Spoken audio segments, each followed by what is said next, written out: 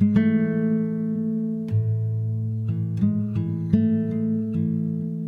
name is Justin, and I am a son of God and an addict, and the host of the RECO12 speaker meeting. And thanks to my God, the steps, and the fellowship of other addicts, I'm sober one day at a time since June 19th, 2015. And for that, I am beyond grateful. Welcome to RECO12. We are an organization whose addictions include alcohol, drugs, lust and sex, food, and gambling, just to name a few. We come together from all places, faiths, and backgrounds to learn the similarities of addiction and to gain tools and hope from others who are walking a similar path. We invite recovering addicts with at least 1 year sobriety and who are actively working their recovery in their respective fellowships to share their experience, strength, and hope on a live Zoom webinar each Friday at noon Central Time for 20 to 25 minutes. Then we, the live audience, get the opportunity to ask questions of the speaker for another 20 to 25 minutes. If you are hearing this meeting in a recorded podcast form and would like to participate as a live audience member in the future, please go to www.reco12.com. That's RECO12.com to learn more and submit your email address there to receive weekly invitations. RECO12 is a self-supporting service, and we appreciate your help in keeping us working our Step 12 in this manner. We gratefully accept contributions to help cover the costs of the Zoom platform, podcast platform, web hosting, and administrative costs. To contribute, you can go to reco12.com/support, or you can click the link to PayPal in the chat of the live meeting or in the show notes of the podcast. When you contribute, please specify the meeting number. This is meeting number 67. One more word about our speakers before we introduce today's speaker.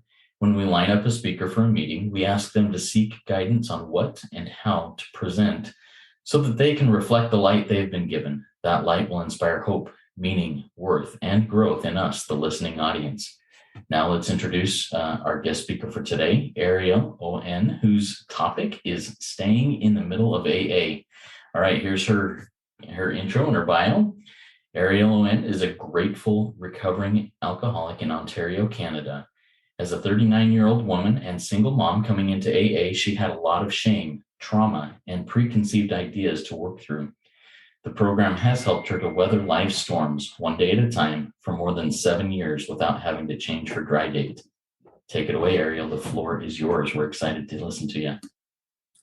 Good afternoon, Justin, and good afternoon, everyone. My name's Ariel. I'm an alcoholic, and I'm really grateful to be here. It is always a pleasure to be of service, and I hope that I can share a little bit about what it was like, what happened, what it's like now, in order that my story might help someone else. So I guess the broad strokes are that I grew up in a very small family. I was the only child of two only children, very free-thinking parents. I have the name Ariel for a reason. My parents were wonderful flower children who had been traveling in the Middle East when they met, and were very unconventional. And from a young age, I craved something that I didn't have. I wanted to fit in. I wanted to feel like everyone else. And I had this idea when I looked around at people that they knew something about living in a way that was, that was kind of middle class and acceptable that I didn't know, that I didn't get the manual, that my parents didn't get the manual. I was a child who had, I had a lot of anxiety growing up.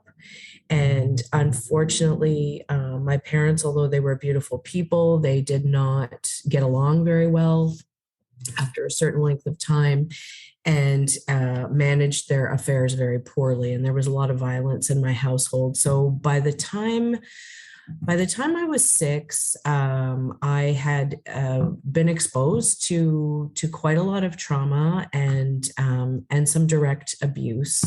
And I was really vigilant I started soothing my emotions with sugar. This was kind of the first thing I discovered, that if I put something into my body, which was in the form of brown sugar, I would feel calm and I would feel okay. Um, I also gained a lot of weight as a kid. I sort of went from an average weight kid to around 6, 7, 8 each summer. I would gain a lot of weight. I was going away with my dad to visit his mom, and I was taking comfort in food. I was really homesick. I had problems with my dad, and he was a bit of an unstable guy. And somehow I found this miracle of food, and these things, I have insight now. At the time, I wasn't sure what was going on. So again, this idea that I wasn't like everyone else, my household was different. My parents got divorced at a time that wasn't very common. I was often othering myself. And then here I was, an overweight kid in the 80s, when it was like still totally okay to, bully and like have chants for kids who were overweight on the school ground and so forth. So I am somebody who had my first drunk at the age of 9, and it was a very splashy event that I went to with my dad and his best friend, who was invited every Bastille Day in France to the embassy in Ottawa, where I grew up. I grew up in Ottawa, not at the embassy. Anyway, so here was the super splashy affair with like chamber quartet and white tents, and my dad always gave me a bit of alcohol. He used to say that if I tried it, I wouldn't have a problem with it, and that certainly backfired. So what happened was I sampled several different types of wine, and I was served by waiters, and I got really out of control and hyper and euphoric, and I just felt this incredible feeling of confidence and liberation, and I wanted to jump into the fountain, and sort of got hustled out. And that was my first experience of being drunk, and I knew that was not like what other kids were doing. And I was really shaken by that experience. I also knew that it was like really available and really there to me. So basically what happened was that some of the, I talk about having some preconceived ideas coming into AA. And one reason for that is that my mom and stepfather got together on the basis of quitting drinking. So my dad was someone who was like a bon vivant party kind of guy. My mom and stepdad were zero tolerance, no alcohol in the house. My stepfather became an addiction counselor. And so my teenagehood was sort of characterized by focusing on school. What I felt good about was getting the approval of my teachers. I'd had this experience of drinking, but I wasn't exposed to alcohol in my house, and I saw my dad with with decreasing frequency as the years went by. So I didn't drink, and I was, I defined myself by being a teenager who was, I had a good head on my shoulders. And I remember once a friend of mine saying, like, come over, say you're having a sleepover, we're going to drink before the dance. And I was like, but you'll disappoint your parents. I had this feeling of wanting to be the good kid. So somewhere I that cracked. And I had a couple of experiences as a teenager where I drank, and I again went from 0 to 60. I became that person who really stood out from the group and acted really wild. I vandalized something. I had like public sex with someone one of the first times I drank. I really lost any sense of propriety and sense of myself. And this desire I had to kind of stand out, I feel like it was like it was something that was kind of always under the surface, and I wanted to be best in school, and I wouldn't do things that I wasn't good at, and somehow that perfectionism showed up in my drinking, as well as the fact that I really believe that I kind of came into the world as an addict. That's my belief. There's lots of different theories, and I love the set aside prayer that you start this with, Justin, because certainly we can look at the factors. In my case, nature, nurture. All my parents had mental health issues and addiction issues. But I don't know if that is what made me the way I am. I think, this is who I am. So, my sort of fast forward into how I knew I had a problem that required help. I, went through university. I managed to get good marks. I periodically had to come up with some sort of outlandish excuse to get an extension on assignments and drop courses because partying was such a big factor in my life at the time, and often characterized by one night stands that I would feel tremendous remorse about, by episodes of just blacking out. When I drank, I blacked out. And, as a young adult, I carried a bit of that, those habits with me. And I still felt like I wanted to drink like I was in university, but the world around me sort of became, more adult. I, um, I guess there were moments when it became clear that I had a problem in my 20s. I had a child at the age of 29, and I started to fixate on the fact that if I had a baby, my drinking would get under control. I thought that this external situation could fix what was wrong with me inside. There was always a reason that I was out of control, and so in my mid-20s, I started to think about the fact that if I could just settle down and have a baby, everything would be fine. And so I came at parenthood in a bit of an unconventional way. I had a baby with a much older guy who I was friends with and drinking buddies with. Met him at a bit of a legendary dive. And from the start in my pregnancy, I had the feeling that things were not going to go as I'd sort of dreamed that they would. And my son's dad continued to be a sort of daily bar guy. I was able to, to control my drinking while pregnant. But I started to have grave reservations about the world I was bringing my kid into, as far as our household, and we lived separately as well. So went ahead, had the baby together. I was over the moon. I was just really. I was so grateful to have a baby who was healthy and beautiful, and he was born in October of 2004, so he will be 17 in just in like 10 days or something, or 2 weeks. And that was amazing to me. And sometimes when I tell my story, I focus on the pieces that happened with my drinking when my son was a baby. So one of the reasons I do that is that there's really a lot of stigma against parenting, especially mothering. I was lucky that I think I drank twice in my pregnancy, and I was really terrified of damaging him.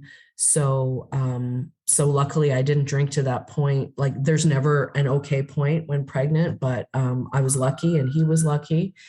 But when he was a few months old, I started drinking again. And that was triggered by a friend who was visiting from overseas. And all of a sudden I found myself, I drank at least a bottle of red wine. And I woke up in the morning, and I'd smoked a bunch of cigarettes, and I was breastfeeding often. And I woke up in the morning to this like mandala of red wine vomit on the floor of my bedroom. And I had this sinking feeling of like, oh my God, it's back. Like, somehow having a baby didn't cure me of this thing I do, which is have no self-control and end up doing stuff like this. And so I was really ashamed. I was really mortified.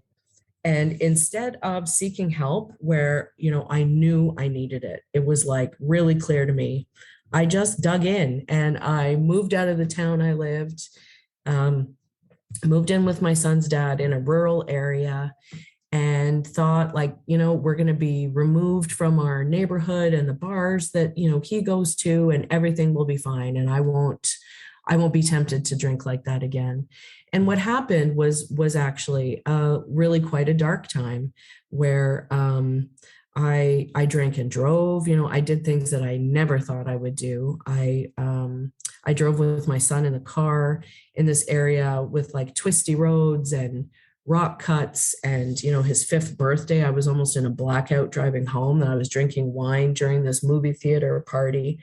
And my life was this sort of cycle of being out of control, saying, wow, can't believe I made it through that. I'll never do it again. I'm so ashamed.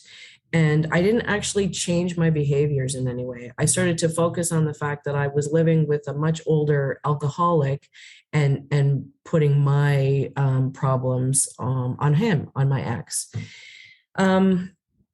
So what happened was my ex became very ill with his own alcoholism, I thought. And I was like, I've got to move out. This is not a place that's safe for my son. So I moved out, and then I did another geographic cure. I moved in with my mom and my stepdad in this other town where I live now, and felt like everything was going to be fine because I was in a new place and so on. And very quickly, I hit my bottom. My son's dad, in fact, had dementia, and I was trying to sort of coach his healthcare support from another town. I found that I kind of reverted to some older patterns, being 39 and being, living with my mom, and always felt like my mom was like a cause and a consequence of drinking. Like I only felt like really, I felt like our relationship was okay if I was a little bit buzzed. And she had developed, my mom had developed an opiate addiction over the years. So it was also a little rough to see her.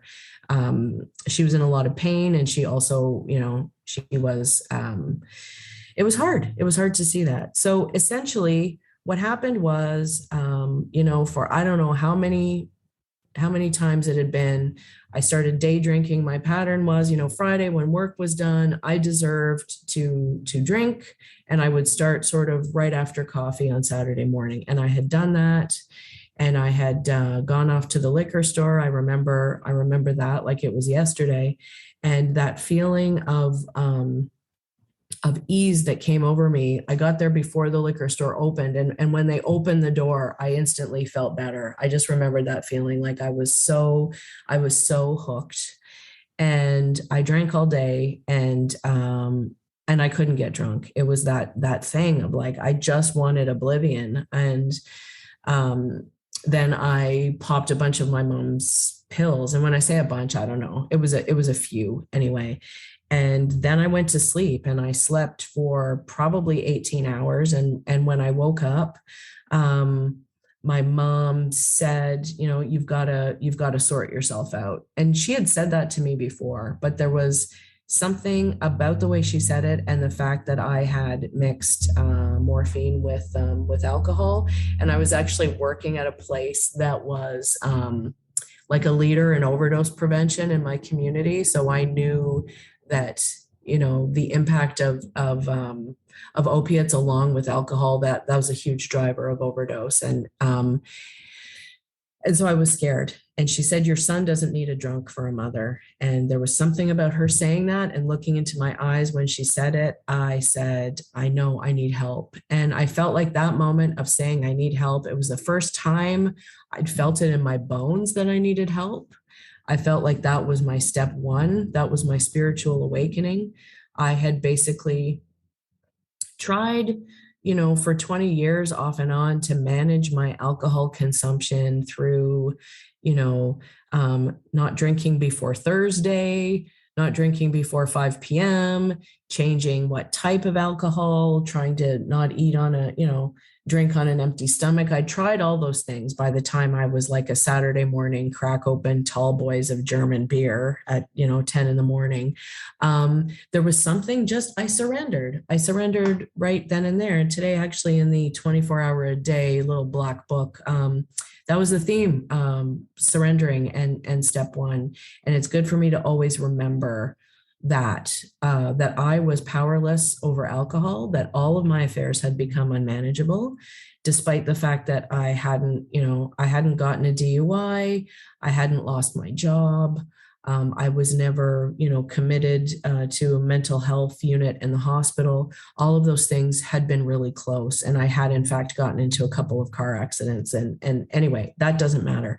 What happened was I came into AA. And I'd had some early exposure to it. As I'd said, my stepfather had been an addiction counselor, and he took me to an AA meeting once when I was 16. And often he used language that I identified with AA. So I came in, I was really grateful. I would sit at the back, I would scurry out. I went to open speaker meetings. I got hooked on people's stories and on the soothing repetition of, that the formats were always the same at every meeting, and that I would hear the steps and the traditions, and we would say the serenity prayer, and that just felt really good. And then, I started learning about the big book, and I did what people said. I joined a group, I got a sponsor, I started doing the steps. And the first time I was confronted with page 1 of the big book, I was like, what is this patriarchal nonsense? And started feeling, really judgy and a little bit resentful towards the big book. And I carried that with me for a little while. And I'm in a really different place now. And one reason I just think of what does staying in the middle mean? It means I've had some experience of kind of stepping into another fellowship that is connected to AA, but it is secular. And, I'm so glad that there's lots of options. But for me, it was like a resentment move. I'd felt like I wasn't getting what I needed out of AA. I wasn't giving anything in my second year. And all of a sudden it was like, okay, I'm going through a lot of life difficulties. I'm not seeing support here. I'm tired of hearing the Lord's Prayer in my local fellowship. I'm going to hop into this other meeting format, which is great, but it wasn't giving me what I needed again when I had a crisis. So I'll tell you a little bit. My first couple of years of AA were, outside of this critique of the gender pronouns and, God with a capital H, him, that didn't resonate with me. I was able to find my way, and I felt really grateful. And each day I was, starting my day with gratitude. And my life was starting to get better for sure. And what happened was I lost my mom and stepfather within 2 weeks of each other. In 2016, I was about 2 years sober. My mom went into the hospital and she died really suddenly, and she was 63. And I was really devastated. And my stepfather had been very unwell, and he declined really fast, and he passed away. And I'm so grateful that I was sober at that time, because I was able to put one foot in front of the other each day. I always loved the slogans. And I always loved a prayer or a poem that was read fairly frequently, called Yesterday, Today, and Tomorrow. And this line, anyone can fight the battles of just one day, really stuck with me.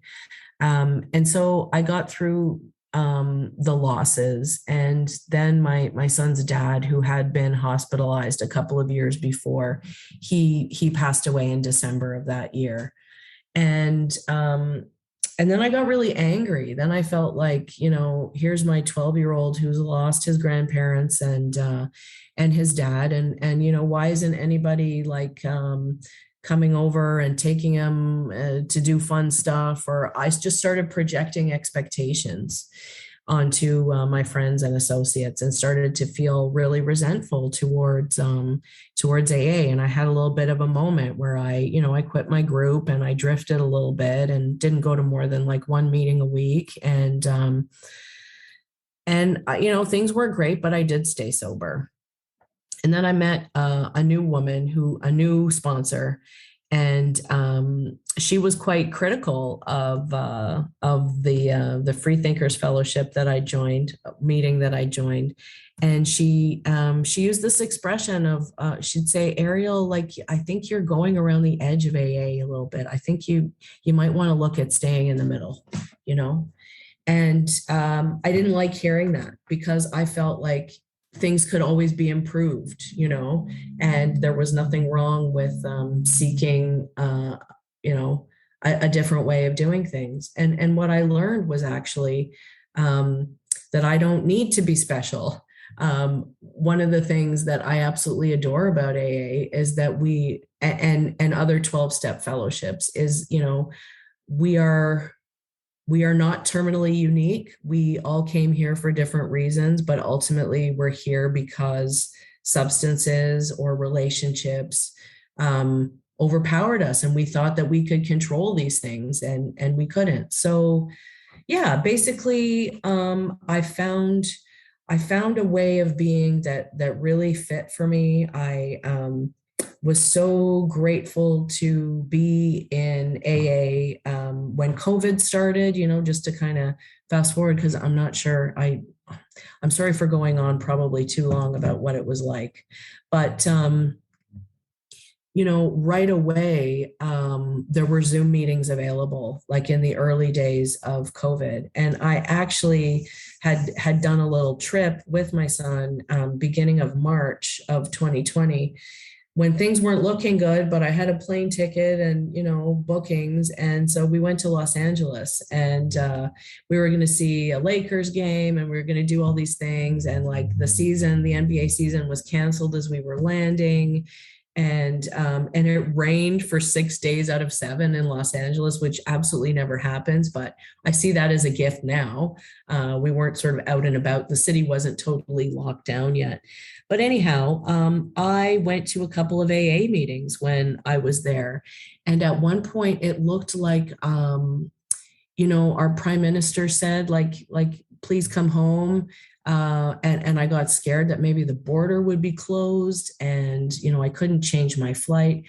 And this beautiful woman named Ellen, who I met at the Silver Lake, 8:30 morning meeting on a Saturday, said, if you get stuck, I have an extra room.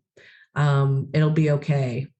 And that kindness and fellowship, it'll stay with me my whole life. And then what happened was, of course, the meeting that she was a part of pivoted to Zoom. So I got to see her every week and, really grow in my sobriety. Just really took off because I was able to focus on it in a way that I hadn't before. For me, there was no excuse not to go to a meeting. It wasn't like too dark to drive or the weather was too bad. I just had to hop on Zoom. And I also lost my job in there, which was a very difficult situation. And, the next day I went on a morning coffee meeting and said, I lost my job. I feel like I've had the rug pulled out from under me. I was vulnerable in a way that I had not been before in sobriety. I still kept that old persona of I've got this into everything. And all of a sudden I was just vulnerable, and I felt like I grew by leaps and bounds. And so this past year, I've been able to sponsor people in a much richer way, and also in just a very traditional way where I go through the big book with people. I'm doing step work myself right now. I'm on a 6th step, so I'm conscious of my defects that continue to surprise me, and also they don't. I feel like I've always been the same person since I was like that 6-year-old kid discovering sugar as the panacea to negative feelings. Um, and I had a sponsee who passed away. I think it was just August 31st. He had a health condition where it was like Parkinson's. And he did this thing where every morning he texted me and would have like a little cheerful emoji and would just say good morning. And we had a small Zoom celebration for him a week later, and it turned out that he did that with a lot of people. And so a few of us said, like, let's carry that forward, that just, cheerful service. And so now I have about 15 people every morning. I wish a good morning, and it's so simple, but there's something about doing that that is incredibly gratifying. And it's a small way that I can show other people that they have someone out there who cares about them. So I guess like I could have talked myself out of AA in the very beginning. I could have said, I'm an intersectional feminist and this program was created by white men and it's so Christian and in fact, I'm glad I stayed because I think the more voices who can be, grateful and also, have a little bit of a critique, but a gentle critique of some of the origins, and not throw it all away. This was the only option for me. It has been the only option for me to handle, death, moving, job loss, COVID, things that are really big. I feel like I'm constantly, even at the start of this meeting, there were some sound issues. I feel like I'm constantly reminded that I am not the driver of the bus, that I'm enjoying my life, but I'm not in charge. And that wearing the world like a looser garment really helps me to maintain equilibrium, to be able to pull back and just be in this moment. And so I'm really grateful. I feel like I've sort of come to the end of what is helpful for me to share today. I think that's it for me. Thanks, Justin. Thank you so much, Ariel. I really appreciate that. Your story has a lot of great points that I'm looking forward to asking some questions about and getting a little bit deeper with that. Before we get to the Q&A, I just want to do a real quick announcement before moving into that portion of the meeting. I'm looking to fill a couple of guest speaker spots in October and November. We had 2 guest speakers have to back out. So if you out there have at least a year sobriety and are actively working your steps in your fellowship and feel you have a topic about which you would like to speak on for 20 to 25 minutes, please send me an email at RECO12pod@gmail.com or go to www.RECO12.com and submit to be a guest speaker there. We're looking forward to it. We do have a lot of Fridays booked, but there were a couple that opened up in the last week or two. So anyways, if you would like to participate, we'd love to have you do that. Now, Ariel, let's jump into the Q&A now. For our attendees, if you have a question for Ariel, please type it in the Q&A link at the bottom of your Zoom window. I've got a couple of questions here and we'll just go through that. So Ariel, you talked a lot about different external sobriety things that you attempted, whether they be having a baby, whether it be a geographical cure, everything like that. Your experience with those external cures, why do you think so few of those ever work in the lives of addicts like you and me? There's a great expression, wherever you go, there you are. And so, I was attempting to change my external circumstances, but I was still the same person. I was still someone who was overcome by this duality of feeling inferior, but also superior. So I could get really knocked off the beam by what other people were doing or saying. I didn't manage stress well. So, a difficult day at work meant like more drinking. A good thing at work meant more drinking to celebrate. So I brought behaviors and my lack of coping mechanisms with me. And so that's why I think it didn't work for me. Maybe if I'd moved to, a monastery and could have been in silent meditation, maybe that might have done something, but somehow I doubt it. I had to change my inner life. I agree with that, and I attempted a lot of those external cures too, and until the internal changed, there was nothing permanent that happened. Exactly. Yeah. So you shared a little bit about your hesitance with the AA conceptions of God, of the gender pronouns, of everything like that. What does your higher power look like today? Are you willing to share that with us? Sure. I have a connection that is really land based, and I feel that I'm really connected to the divine when I'm in nature. So I started to walk almost on a daily basis in woods with a river nearby, and I had a very difficult job. I was managing a women's shelter, and I would have this routine each morning, and I would feel really good. And my higher power evolves. I haven't been someone who has felt necessarily like that everything happens for a reason, but I have always noticed synchronicity operating in my life, and people coming onto my path who I'd thought of or spoken of, and learning to work on myself when there are people I encounter in my fellowship who irritate me deeply, and I feel like those are higher power moments too. So I basically, each day I wake up and I say the Serenity Prayer. I get on my knees and do that. I spend 20 minutes every day in doing yoga and meditation, and a daily reading where I basically I ask that I'm opened up to do good in the world, and that I'm not it's almost like the third step prayer, like free me from the bondage of self. So do I have a God with a higher power with a face? Not necessarily, but I feel like I have conscious contact with something that is good and true to me, and is kind of like my best friend.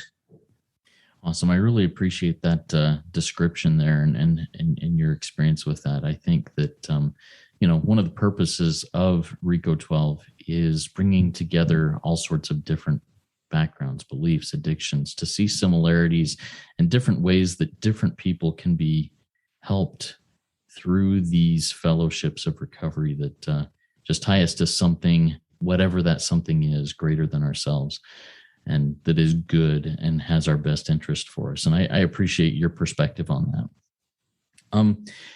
You shared, Ariel, within a year, you had several very hard things come into your life: the death of a couple of parents, the death of the father of your son, just everything going on at once. Was there ever a time during that period where you're like, I'm just going to go drink, or I'm just going to go numb out in this way to just throw it all away? And if so, how did you move through that period? What is fascinating is I didn't want to drink. I think I did numb out on Candy Crush. My brain kind of shut down from the trauma at one point, and it was just really soothing to play a game on my phone with colors. And I didn't let my life fall apart, but there was definitely a bit of numbing out that happened there. What was amazing, and I really credit that spiritual change. for not thinking of alcohol. And I'd also, like, I didn't really talk about this, but I had substituted cannabis for many years in my 20s. And I didn't do that either. I felt like I could manage each day if I stayed sober. I felt like I'd repaired the relationship with my mom that had been so fractured. And so I had gratitude that she passed away when I'd made amends to her, and where I was like a good daughter to her and not bringing up the past all the time. So there was healing in that, and I felt like her pain and her struggle was over. And the same for my stepfather, and then my son's dad, who had he'd really fallen apart. When you see someone go through dementia, they are the same body, but their spirit is almost different, like the expression. And he was still really able-bodied until almost the end. But a very powerful remember when was the fact that his cause of death, it was due to alcohol abuse. I think what used to be called wet brain, that his dementia was really caused by many years of drinking alcoholically and smoking and being on he was on some kind of tranquilizer. So here again, like, why would I give up the place I was when I had all of these reminders around me about the fact that alcoholism is fatal? And I was able to cope, certainly with help from others, and through staying a member of AA, and I'm just so grateful. I think about it now, and it is fairly remarkable. I didn't do that alone at all. I didn't stay sober alone through that time. Thank you for sharing that, Ariel. You talked a little bit about the amends, the reconciliation you had with your mother before she passed, and how you made things good. Do you mind sharing a little bit about that experience? Maybe some of the, you don't need to go into detail, but maybe some of the difficulties in making those amends on your end, maybe on her end, and how you got through that kind of a step 4, 5, 8, 9 type situation. Well, what's interesting is the first time I did the steps, I was about 6 months sober. And, I knew that we don't make amends in order to get a pat on the back or have someone sort of overtly forgive us. But I secretly had that expectation. And so I made an amend to my mom, and I didn't necessarily check in or do it at the best time. And she said, well, respect has to be earned. And I was instantly bitter and thought, you bitch, because she didn't, accept graciously and say, oh, I'm so proud of you that you stopped drinking. And, and how I made amends to my mom was by being there. And as I mentioned, by not continually expecting from her something she couldn't give, the gift of acceptance that I learned in AA. I learned to accept her as a person, accept the fact that I did best when I had kind of short, light visits with her. And so that's what we did. We saw each other every week or more, and just, had coffee, had a piece of cake. I was helpful to her. Things just got smoother. And so for that year and a half, after I'd made the amends, I proved to her that I was someone who was safe, who was responsible and reliable and sober. And, whether it's true or not, the nurse who was her primary caregiver, when I went to the hospital, after I'd heard that she passed away, and I was in such shock, and it was such a terrible situation. This nurse chatted with me and took her time. And my mom had, in fact, been given a diagnosis of stage 4 cancer the night before, and then passed away. And the nurse said, you were the daughter. She said your mom talked about having had a rough relationship with you for years, and you became the daughter she always wanted.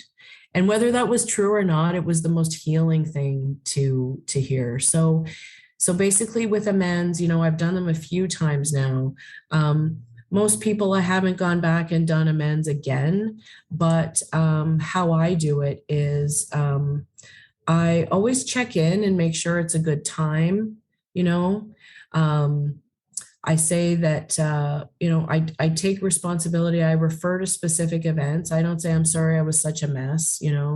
I make sure that I ask if there's anything I can do to improve the situation. So I don't just apologize. I say, is there something that you want to tell me about the impact of that experience, of how I might be able to help make it better now? And that then feels like a full circle.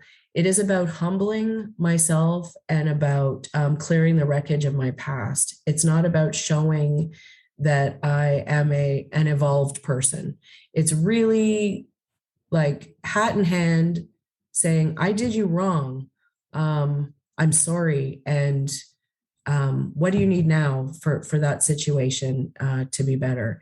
And I found for the most part, amends are a really good process. Like I haven't gone to anyone who would be further hurt. Like in instances, like a lot of us, our addictions take us to places where we might commit adultery with friends, spouses. There are one or two people it would not serve me to go and talk to them about, because other people are involved. Where I was the sole, the sole person. Yes. So basically, I would suggest, with amends, start with the most easy. For some people, others start with the hardest. I'm a believer in get the really difficult stuff out of the way first, so the people who who have been the most impacted by addiction. And it's okay to kind of write some notes so that we stay on track when we do it. I think I can really digress from a point. I think a lot of other people can. So writing down what it is you want to say, also not going the path of least resistance and sending an email or a text. It's best to do face-to-face if that's possible, or a phone conversation. It makes it a lot more real. It's easy to craft an email and send it off, but to make yourself vulnerable in real time, I think is an essential part of making amends. I hope that answers the question. I think that was very helpful, and I appreciate the nuts and bolts behind it too. I think that's helpful for many people who are wondering, how am I going to go about making amends with this person? Thank you for sharing that. We have one more question that came in from our live audience, and I actually wrote this down too. It was going to be my final question to you. It's from Craig. Craig said, "What do you mean when you said that you wear the world like a loose garment?" What does that mean? Because I think that's a beautiful quote, and I'd love to hear more about it. Sure. I think the origin might in fact be Old Testament, but I got it from a lovely man named LP in my fellowship who talked about wearing his recovery as a loose garment, wearing the world as a loose garment. And what I interpret that as is feeling spaciousness, feeling that my recovery doesn't constrain me, that the world, that I don't have a lot of control over anything but myself. And so, politics, the environment, all of the social and economic issues that used to make me turn myself inside out. It's not that I don't care anymore. It's that I wear that more loosely now. because I have to be able to live my life in a way that is serene and that is safe from relapse. And I can't do that if I'm in that world of antagonism and I don't know. I could look up a better definition, but it's essentially like just taking it easy. It's like easy does it. Yeah, I love that. And as you were going through that, the thing that was ringing out in my mind was the last line of the Serenity Prayer, and the wisdom to know the difference. Exactly. That's how it sounds to me is, you know what? I don't have control over it. It doesn't mean I don't care, but I need the wisdom to know the difference as to when to care. And that just, I feel that as a flowing, loose garment, as a, yes, I'm protected. Yes, I'm covered, whatever it is, but there's freedom. It's like a comfortable pair of Levi's or something, so. Well, listen, I just Googled it, and it was apparently St. Francis of Assisi who gave us so many gifts. Wear the world like a loose garment, which touches us in a few places and there lightly. Love it. Thank you for sharing that. All right. Well, let's wrap this up. Thank you so much, Ariel. This was a great RECO12 weekly speaker meeting for all addicts and those wanting to hear more about addiction and the recovery therefrom. If we didn't get to your question, or if you have other questions, please go to RECO12.com/forum and join in our community and ask those questions and other questions that may come up. I invite the audience to come back next week. If you've not yet gone to RECO12.com and submitted your email address, please get on the invitation list so that you can join us live each Friday at noon Central Time. Next week, we'll be hearing from Michael S., who's sober since 2007, who will be speaking on the topic of emotional sobriety. I think it'll be really good. That's something that I think it coincides very well with wearing the world like a loose garment, that emotional sobriety. Now, at Ariel's request, let's launch off into the rest of our day with the responsibility pledge to close. Go ahead, Ariel, and lead us in that. Well, thank you for this wonderful opportunity, Justin. The responsibility pledge. I am responsible when anyone, anywhere reaches out for help. I want the hand of AA always to be there. And for that, I am responsible. Thank you so much, Ariel. Keep coming back, everybody. It works when I work it, so work it. You are worth it.